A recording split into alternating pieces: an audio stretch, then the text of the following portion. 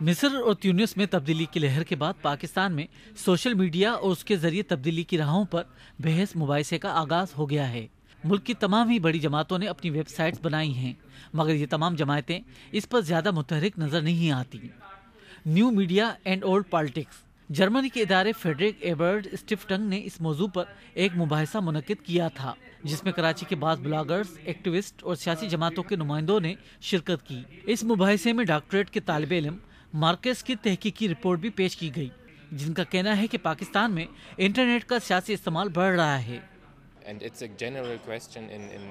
یہ internet activism کے بارے میں ایک عام سوال ہے کہ شاید آپ لوگوں اور نوجوانوں کی توجہ تو حاصل کر لیں، لیکن کیا وہ سڑکوں پر آئیں گے اور ووٹ کے لیے باہر آئیں گے یا حقیقی زندگی میں بھی متحرک ہوں گے؟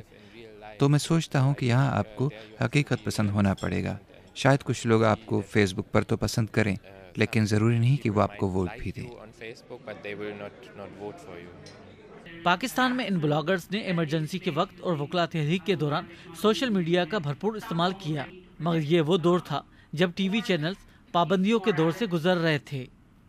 متحدہ قومی موومنٹ ان جماعتوں میں سے ہے جو انٹرنیٹ اور سوشل میڈیا کی اہمیت جانتی ہے، اور اس کی ایک وجہ یہ بھی ہو سکتی ہے کہ یہ جماعت شہری علاقوں کی نمائندگی کرتی ہے۔ اس مباحثے میں شریک ایم کیو ایم کے رہنما محمد علی راشد نے اس حوالے سے اقدامات پر روشنی ڈالی۔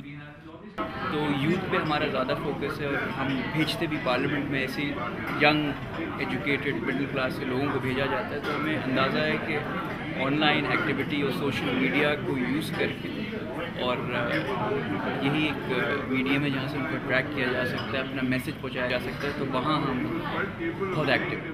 سیاسی جماعتوں کی ویب سائٹس موجود ہیں۔